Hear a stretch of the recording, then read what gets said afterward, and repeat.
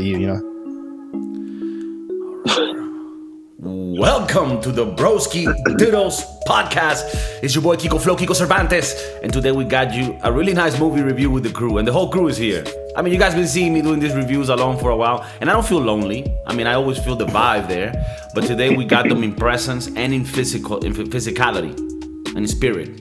Adrian, DJ BJ, what he do? We got a really, really strange movie to review. The Banshees of Inisherin. And that's pronounced probably very badly. This is categorized as a comedy drama. And this just came out recently and was also for the Oscars, right? I don't know if it won anything. We could review that.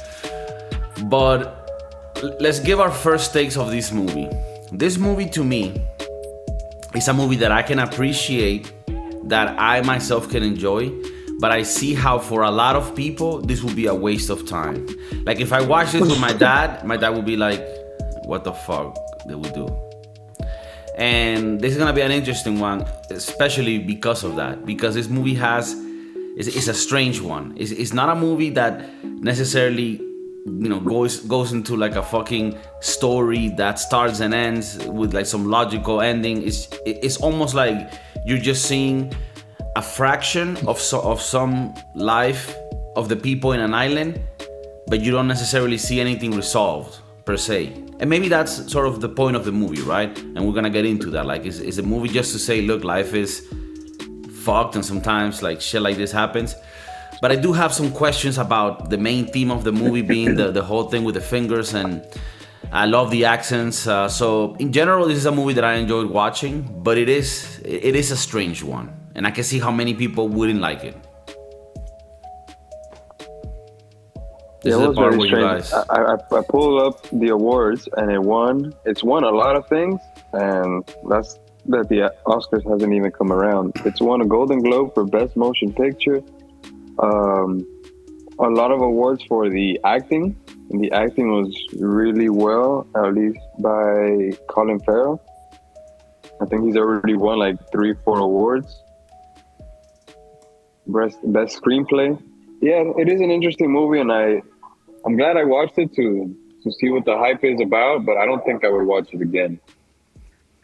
Yeah. I think one time is enough for this one. Oh man. The Banshees of Inisherin. It was very nice. The story was a little bit different. It's another one of those films where in the background some sort of war is happening. It's so weird that now these movies are coming up a lot. That some sort of like conflict is happening while the story is taking place. It's not as focused on the conflict, but it's focused on like the life of the people outside of that conflict. Mm-hmm. And realistically, the conflict was something that was particular to Ireland in that time, in the 1920s. I think didn't it take place in Northern Ireland?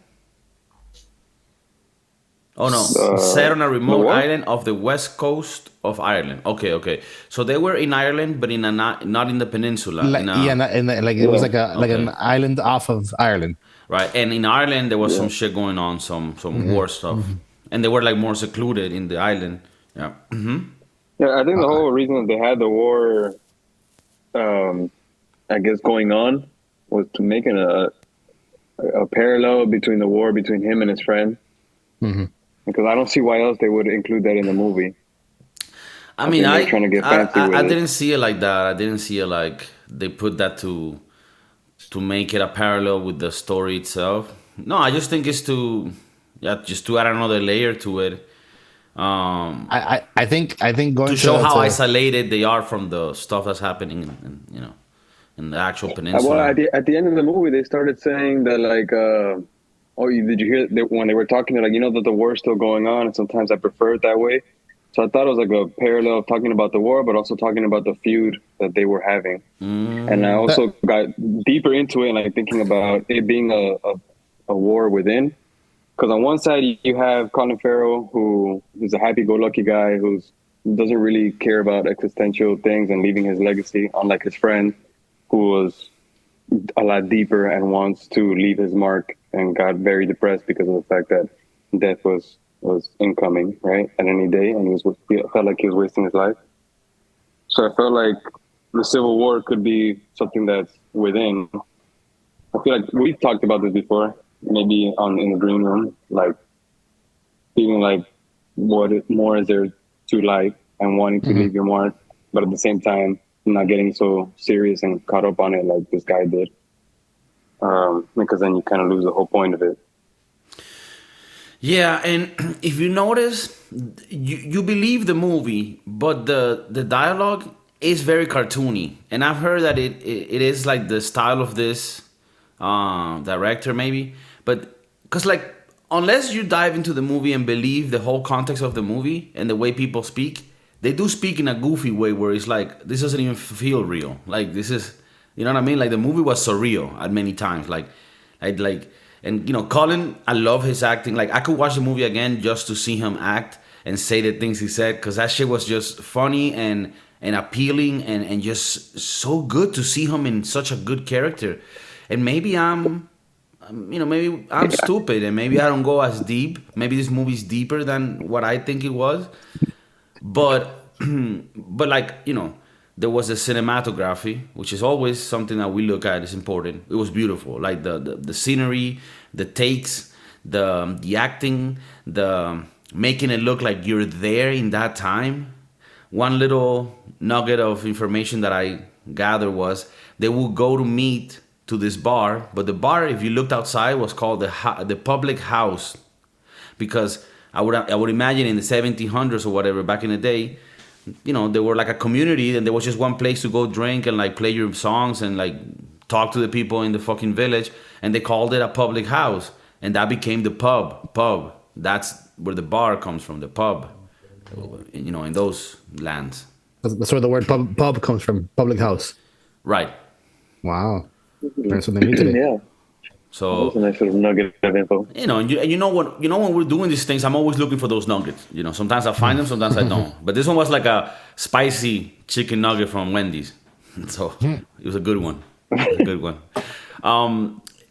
Colin's character is really good. I get the whole existential fight between like I want to leave a legacy. I play this little, you know, whatever the fuck little guitar, and I wanna, you know.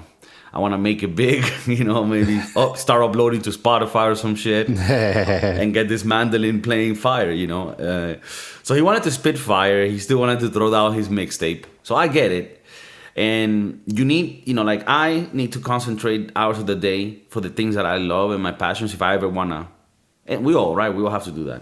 So he's like, look, every day in my free time when I'm not working, which I don't know what they do if they even work, right? Because a lot of them I never saw them work. So they go to the pub every day. Yeah, but after they were done doing the work at 3, they go to the pub, right? And they shed faced at 2, and they get shed faced until So he's like, look, that time I need to concentrate on making this mixtape. And I can feel him because right now I'm working on my CD. It's not a mixtape; it's a full CD. And there's pressure, you know. And sometimes I gotta tell like people like, hey, my bad, I can't really chill this weekend because I'm busy, right? So this guy, imagine that, but this guy literally lives in an island where this other guy always wants to chill with them.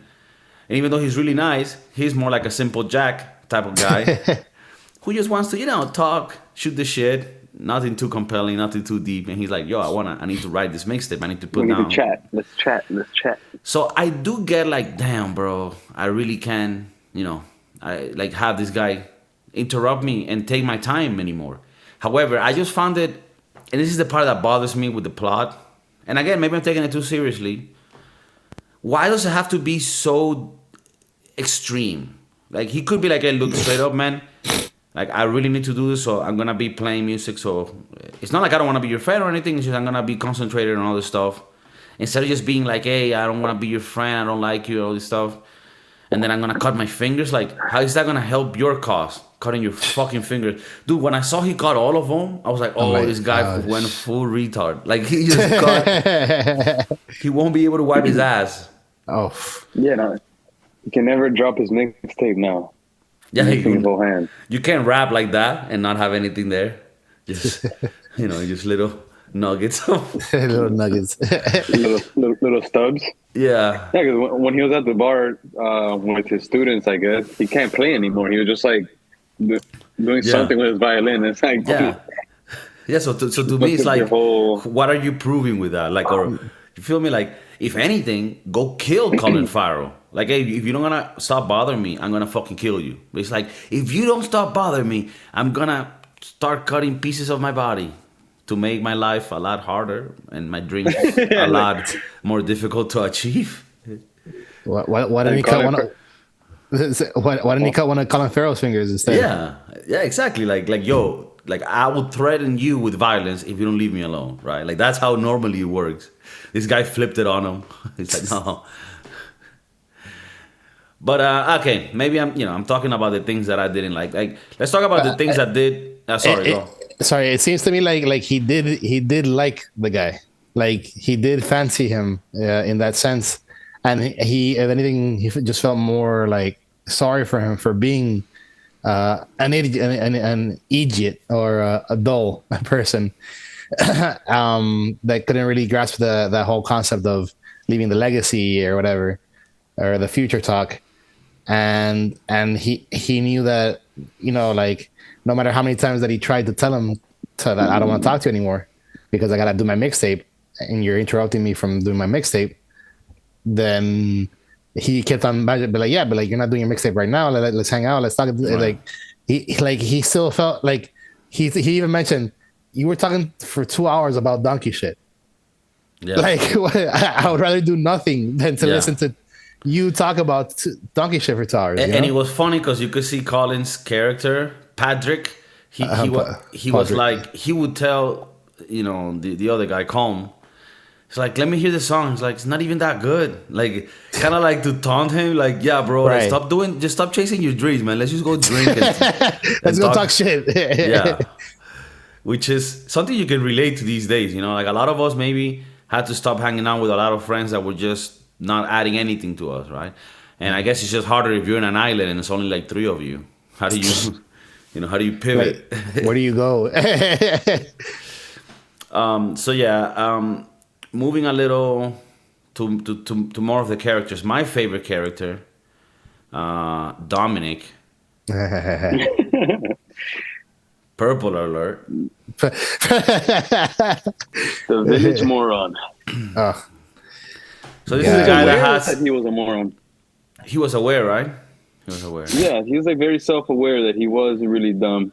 Yeah, and Because when he went to go ask for Podrick's sister's hand and Shabon. as far as being Shabon and being a girlfriend or taking her out to be a couple, he's like, I knew this wasn't gonna happen. A lady like you and a guy like me. So I think he was very self-aware that he was at the bottom of the which totem pole. made it that much more sad.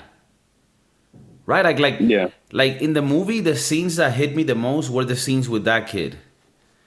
Like, cause let's be real. The character that he played, the acting, because he's not just like, oh yeah, look like you're mentally challenged. No, it's not that. It's you need to look like the character was played where he needs to look confused at times but aware, and he fucking nailed it. Like, I'm not trying to be funny with this. Like, I'm being for real. Like, because this guy wasn't just mentally challenged, he was also troubled. So he was able to play both of those things together, right? And look like, and by the way, like this was so hard to play. That scene, for everybody that wants to be really woke, that say like, oh, that's fucked up that they use that kid as an actor. Maybe they should use an actor that actually has like a mental issue for the character. However, this is so hard to pull off. You couldn't do that. Like, you would need to get the guy that did it to play it. And he did amazing. I don't know if what I said makes sense. Or if Go ahead, bro. Oh, sorry. And it seems like it's more of like a behavioral issue than a mental issue, really. And back then, well, there's definitely mental issue there. And then you can add a lot of other traumas. I and guess shit. obviously like learning disability, but with the trauma of the dad and stuff like that, and the mom not being there. Like I don't know what's going on there. Maybe the mom died in and giving birth to him type shit, and then he came out like that. But yeah, yeah, great. Like this is the thing with me. That guy was perfect. Like, he was such a great character, and like I said, he played that trauma, loss, but you could still sense that he was a good kid at heart. And I think this whole movie, what bothered me is not a lot of what he had, because a lot of what he had I liked, the characters, the dialogue, the accent, the scenery. But then it's just like, it doesn't give me a conclusion. And I know that somebody might be like, well, but art doesn't need to be like a movie, like a typical movie that starts, then there's a problem, then there's a resolution and a conclusion. And I'm not saying follow the template all the time, but at least kind of go with it, because you have to make this shit make sense. And to me, nothing happened that was like, at the end of the movie, you're just like, okay, so this is some funny and horrible shit that happened, but there's no story to tell here. It's just the life. It's as if you were with a reality TV camera and filmed a town for a few weeks. Like, that's what we saw. There wasn't a story to tell. I thought something that could make the movie change if at the end, Dominic ends up killing somebody. His dad, maybe, because his dad maybe abused him or some shit. Or maybe he goes and kills Colin's character because he's the brother of the girl that... Or maybe he kills the girl. Like, I don't know, maybe I'm wrong, but that's, I think, what made the movie like, oh, fuck, now this went one place. But what happens at the end? This guy cuts his fingers for nothing. That doesn't end in anything. Mm-hmm. Siobhan leaves to, like, Ireland to, like, in the city. And then Colin, what? He tries to burn the house down of the guy, but then ends up like, okay, I guess I couldn't, you weren't inside. It's like, okay, why don't you kill him? Like, doesn't he go to jail for arson and for some other, like what's happening, And at times the movie felt cartoony, and that took me away from believing it. And when you don't believe in the movie, you're not invested in the characters. Dominic and Colin made me bring it back, but then the plot of the movie itself didn't shine on me some sort of like, oh, amazing story. Like if you were telling me like, okay, look, on Wikipedia, this is what it says about the movie, like what it is about. On a remote island off the coast of Ireland, Patrick is devastated when his buddy Colm suddenly puts an end to their lifelong relationship. With help from his sister and a troubled young Islander, we know who that troubled young Islander is, Patrick sets out to repair the damaged relationship by any means necessary. However, as Colm's resolve only strengthens, he soon delivers an ultimatum that leads to shocking consequences. Like, that makes it look like this movie's gonna be a lot better. Like, there's gonna be some conflict, some resolve, some shit's gonna happen. And I'm thinking the whole movie, this movie's going very mild. I would love if this guy out of nowhere, boom, there's a murder. Now everything flips. Now this whole calm feeling that we've been having, now it's scary. Now we're in this fucking island where there's a fucking purple alert. Yeah, because the biggest thing that happened, or the biggest drama in the movie, a turning point, was when Colin Farrell's donkey eats the fingers and ends up dying. And then he flipped a switch and he's like, I hate this guy now. I'm going to kill him. And I'm going to burn his house. And I'm going to burn his house. And then, afterwards, they just meet up at the island and start talking and shooting the shit. And I don't know how the other guy's not pissed that you literally burned my house down because I killed your donkey and you tried to kill me. Yeah, it's... We're here having this casual conversation. And now what? Like, that's my thing. Like, I just feel like... I mean, I liked it for the scenes where I could see him talk, and I'm pretty sure I'm not, from those lands, but it seemed real, like the accents, and I'm pretty sure they did it to the fucking T. And I think Colin Farrell, isn't he Irish? Yeah. So like he probably did it to the T and studied how they speak on that island, and all that I love. But it's like what hurts me, or I think it's a shame, is that you have all of those great things, and all you needed was a really good story to make it all happen. Like, I'm finishing right now White Lotus on HBO. People been recommending it for a while, so today, the whole day, we've just been watching it, and I'm just one episode left on season 1. And I'm like, I haven't watched it because I know a lot of these things are shit, like, I'm like, okay, let's give it a try. From the first episode, it's giving me essence and content in every way. And I think that movies and series tend to have a lot of the aesthetics, the bells and whistles correct, but because there's no essence in the movie, in the story, it doesn't end up being anything, right? And I think that's what happened with this movie. That didn't happen with White Lotus. White Lotus has a story on the long form that you're still trying to figure out, but within that you have many stories that are interesting and are good dialogue and good writing that keeps you hooked instead of just stretching it out with no content. And I think this movie at one point it's like, I give you my attention, you have this great aesthetic, this great theme, but there needs to be a story that's deeper. That when the movies end, I'm like, fuck, this shit kind of changed my life a little bit. But instead, I end the movie like, okay, this is forgettable. It's a forgettable movie. So I guess I'll speak as also like a calm to the Podrick and Dominic in the room. The deeper meaning of this movie is not lost entirely in the the semantics of what's happening in these scenes with Podrick and Colm.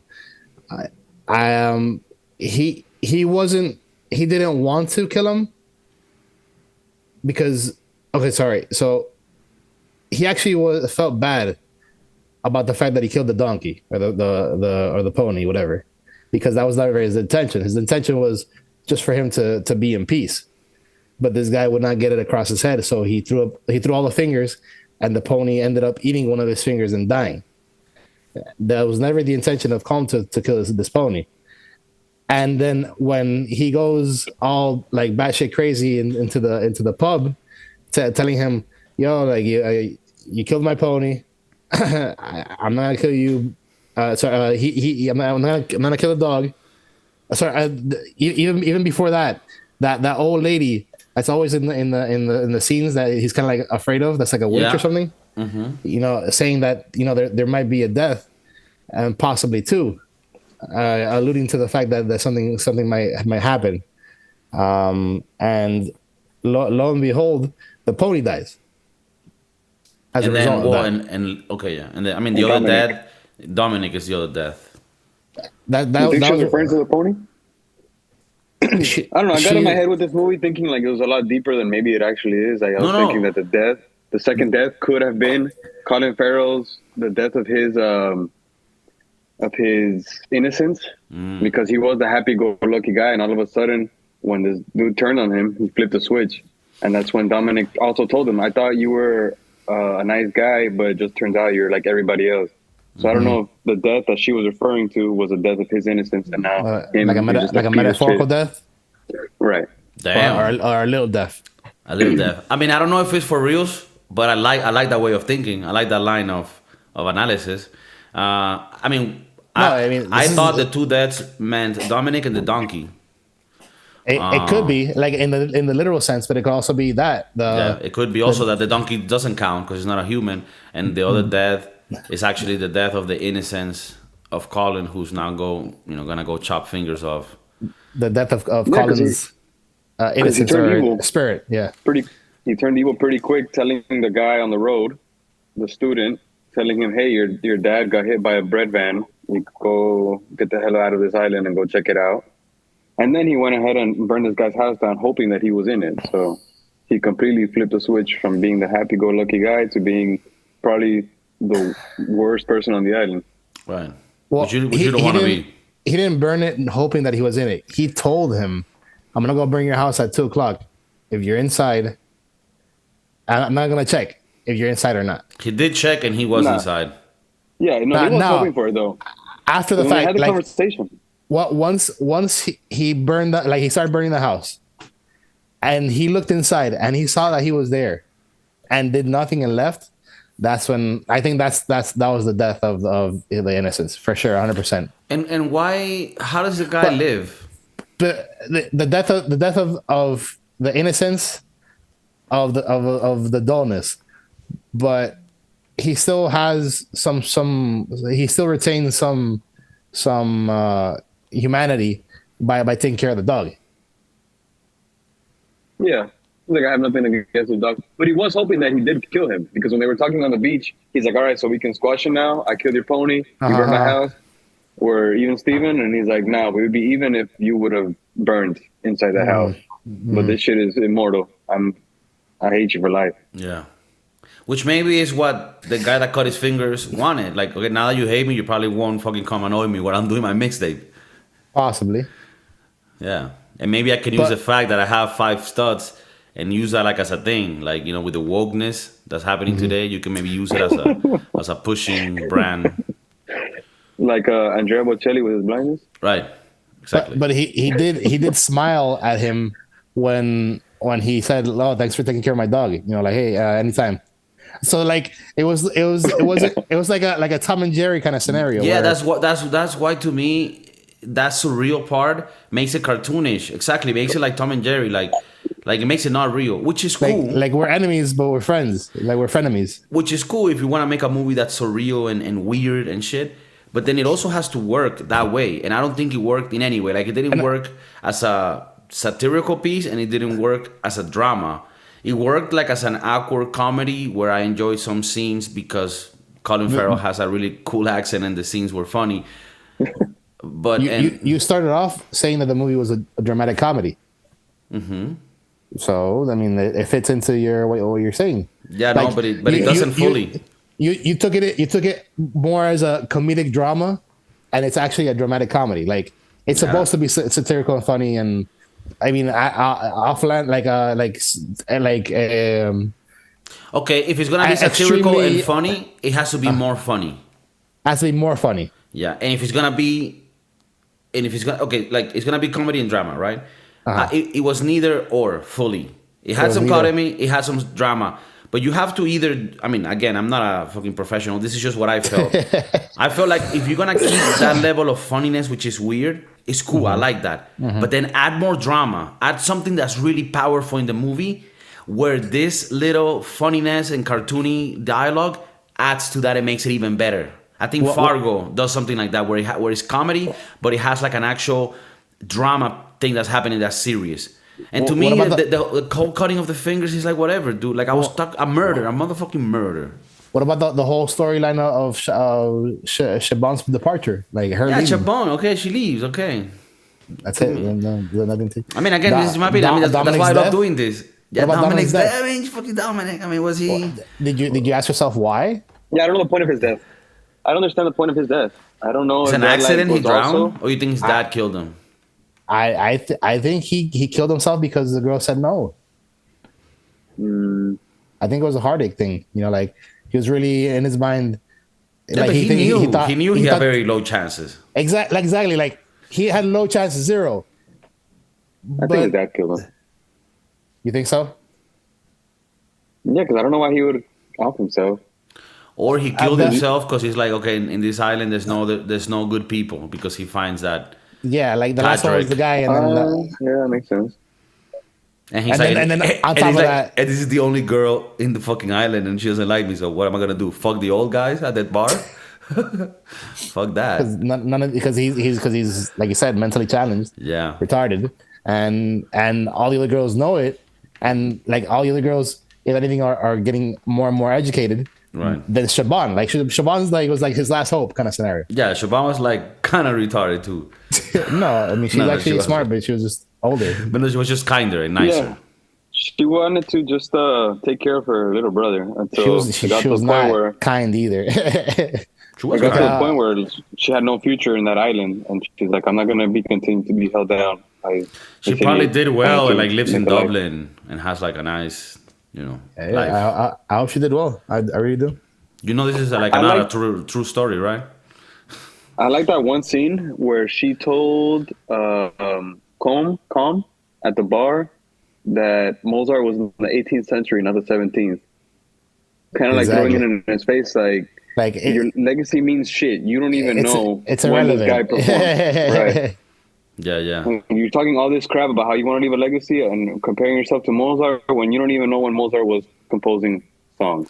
So fuck out of here with your pretentious attitude. And also there was one part where it's like that Colin and the sister would bring out a lot. It's like, yeah, but he's nice. He's nice. And it's like, maybe it's not such a bad goal in life if it's just to be a nice person. Like, you know what I mean? Like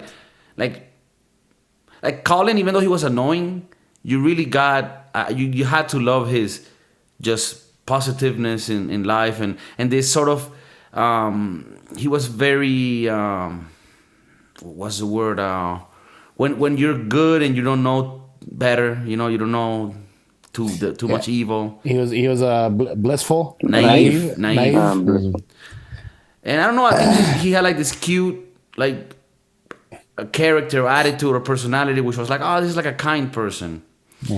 And I find like my funniest scenes where he would tell shit to Calm to try to fuck with him out of spite, because you could literally see in his acting that he's saying these things, but he doesn't mean them, because he's not bad at heart, but he just has to try to say some shit that would hurt him. Like, oh yeah, like there was a part where Calm is trying to explain to him why he's doing the mixtape. He's like, bro, like, Mozart and all of them, like they're dead, yet their work continues to live on.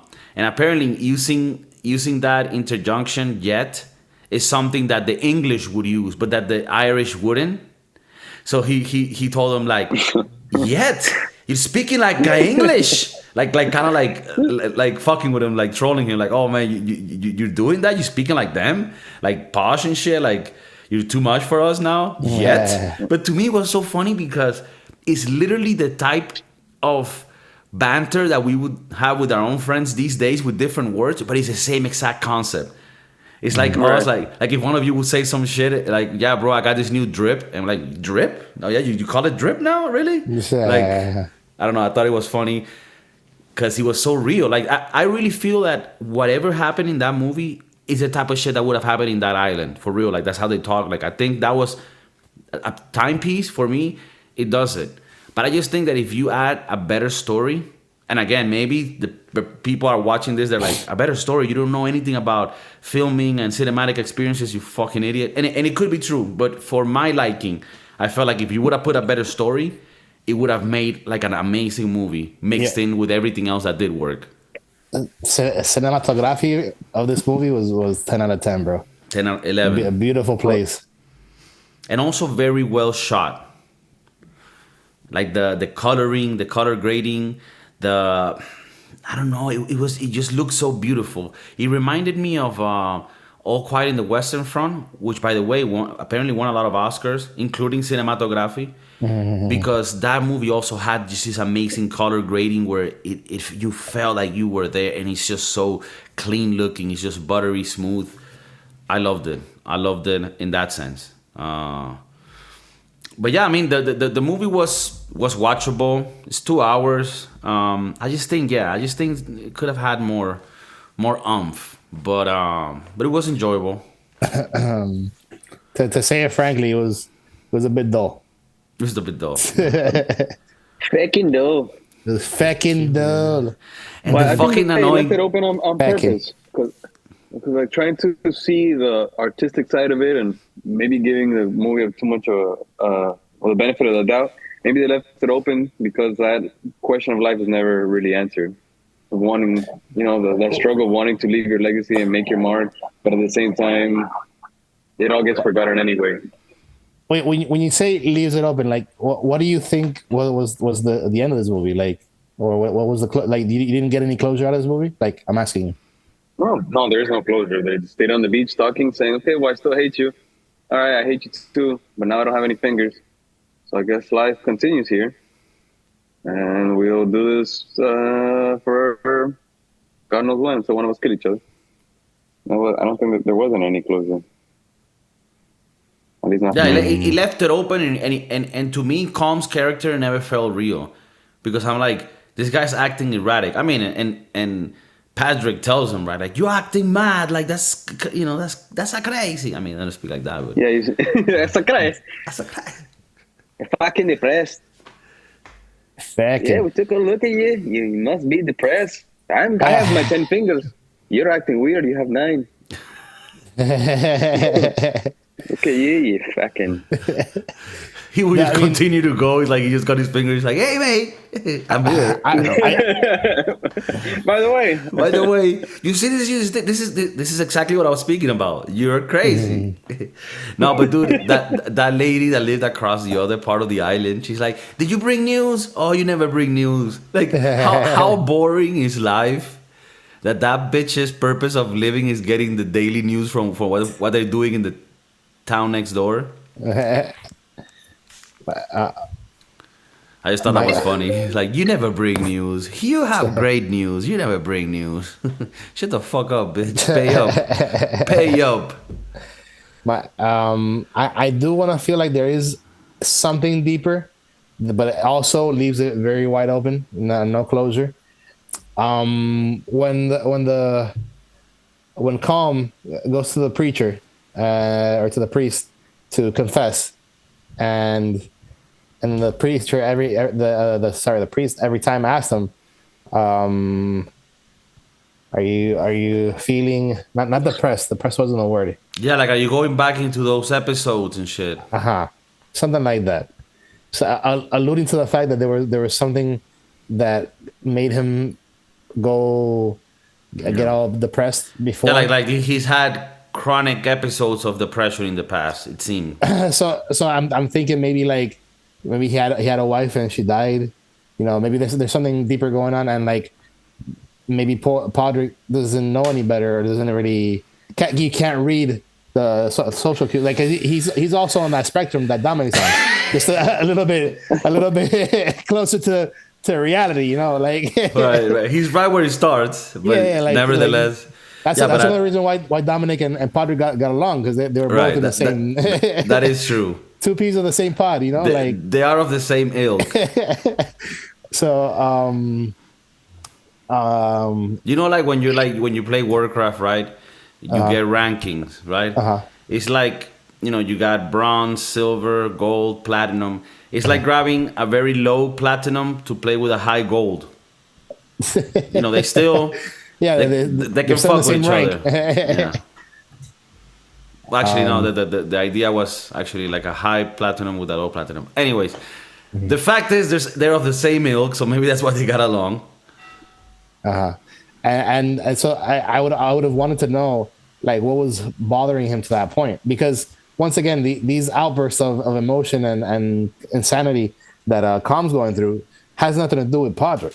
It has something to do with an internal struggle that he's going through. Yeah. But it's just reflected in this whole situation. And then Podrick takes it personal, especially now with the pony dying, and then lashes out in the same way, because he's also going through his own struggle. You know, his sister leaving him to himself, and him being there alone, and him also going through that whole, he's never going to find anybody, he's going to be alone for the rest of his life, and then that reality setting in. Because of, you know, his him being dull, it's only now setting in the fact that he's going through this, and that kind of like changes him. Aside from the fact that now he's gonna set fire to this place, and the only person that he used to talk to, is now he's enemies with. There's a theme of loneliness in the movie, or at least what it seems like. Each of them experiences loneliness, and I guess Podrick does at the end of the movie. The sister definitely does. They have that little line of conversation where he tells her, he's like, "You're fucking lonely? What the fuck is the matter with you people?" I guess he couldn't understand that until it was his turn to feel that way. So maybe everybody, even though it was a small community, everybody felt that loneliness. Well, one of the most effective ways of learning is vicariously through your own actions. You know, through your, like, you running into the wall. You only learn how much that hurts by hitting it. Right, somebody can tell you, "Oh yeah, the wall really hurts a lot." You know, then it wouldn't be vicariously. Sorry, vicarious is learning through that guy. Yeah, that right. Vicariously would be seeing your son learning it firsthand. Learning it firsthand. And then you're like, okay, I learned vicariously about my son. I won't be going through that side because I'm gonna be falling. I won't be giving my password to anybody. So the issue is, how many times you have to hit that wall until you realize, you know, that shit hurts. Yeah, the theme, I guess, is loneliness and the existential crisis. And it also is a timepiece to show you that was life then. Like, that's life. Like let's to us it looks sad, but to them that was what existed. You know what I mean? Like sadness is also relative. Like to us it seems like sad and lonely, but maybe that was kind of normal, or maybe not because they didn't want to leave the fucking island too. It seemed to me like on that island there was only two things to do: go to the pub or go to that dock station where people leave and come in, and maybe there's some stores or restaurants in that little area, and that's it. For the rest of the time you're all in church, and like the rest of the time you're just at home. Yeah. And school or university if you're going to that, but that's only for kids, and not even that, because like look at Dominic. I doubt he touched a day in school. Hey, come on. That's. I mean, well, it's kind of how life is now, right? I mean, we do same monotonous stuff all the time. You ask yourself, what is the point of all this? I cut my finger the other day. Yeah, and he did say just to see how it feels. Right. He did say that. He's like, I just need to do something different to shake things up. I mean, that's depressing. He's like, that's what Van Gogh did when he cut his ear. He's like, I need to do some and then he painted all those paintings that made a lot of million to people after his death. I mean, yeah. So is that the trick? Dismemberment? I think the trick is to like do some wild shit. Take an eye out. We got two. Can I substitute it with just doing some acid or some shit? I mean, I don't want to cut any members off, Do you want to be good or do you want to be great, John? Yeah. I guess you're right. Do you want to leave a legacy? or you want to be a doll? See, that's what happens when you don't have a DJ in your town. You fucking doll. You're fucking dull. And then he asked his sister, he's like, am I dull? Am I really that dumb? Oh, you're nice. You're just a nice guy. You're a good kid. Oh, that's right. You're a good guy. How many miles away am I from Dominic? In the dullness chart. Well, you're very far. I mean, you're in the same road as Dominic, but you're way farther in the road. I mean, don't even, We're not faking having this conversation. My favorite was when he's telling her like, oh, am I fucking dull? And she's like, no, you're a good guy. And then he says something, oh, okay, so yeah, you're just like me. And then she goes, don't go fucking say something stupid like that, like under her breath. I forget that something like we're not like, okay, yeah, you're a nice guy. You're not dull. But I'm just saying that to be nice. Like, there's no way you're at my level type shit, Right. He's like, yeah, like we're all the same under the Lord, but under the book of smartness, there's levels to this shit. There's levels. All right, talking about levels, what is the level of greatness that you give to this movie? I will give it a 7, and the lacking will be on the story. The positives will be on the cinematography, the scenery, the acting, and the accents that were played so real. And I actually like Dominic's character a lot, and it's the one that gave me the most feeling because I kind of feel like him. All right, so what would you give it? Man, I was hoping that Dominic would hook up with his sister. Like when he went for it all and he told her like, "Hey, I love you" and all this stuff. Because he had told her before, like, "You look lonely. You've never been wild." What the fuck are you trying to say? Like, I thought she was gonna be like, you know what? I'm gonna rock your world. Purple alert, man. Purple alert. But it never happened. Yeah, let me blow your brains today. You're never gonna believe what's gonna happen. Yeah, I thought that she was gonna give him a chance, but I'm about to give you the most retarded blowjob in this beautiful mountain next to like the beautiful river. And she's like, nah, maybe not. She looked at him with a face like, oh, so cute that you tried. Yeah. She was like, fuck. I remember one time I went to a bar and there was like this server attending. And I was like, she's so beautiful. And like the friends that are around, like, dude, you should definitely go. I'm like, nah, bro. Like, I don't think. And I go, like, she's outside and I see her. I'm like, hey, what's up? It's like, oh, you're so pretty. You look so nice. Like, maybe we could, I know this is weird, and if it's not the case, like, it's cool, but maybe we could go out sometime, or I'll get your number, some shit like that. And she's like, damn. She said this. I have a boyfriend, but like, damn, yeah, you will be like perfect. You'll be a perfect guy to go out with. And she kind of gave me like this. Like it felt worse that she gave me like this petty explanation. Yeah, she's like, oh my god, no, you're great. I just have a boyfriend, but you know, you'd be great for somebody. And I just felt like Dominic, like the pet, like yeah, they're man. yeah, no, Thank you for trying. I really appreciate it. You're a great catch, you know, to some people. So just not to me. So get the fuck out of here.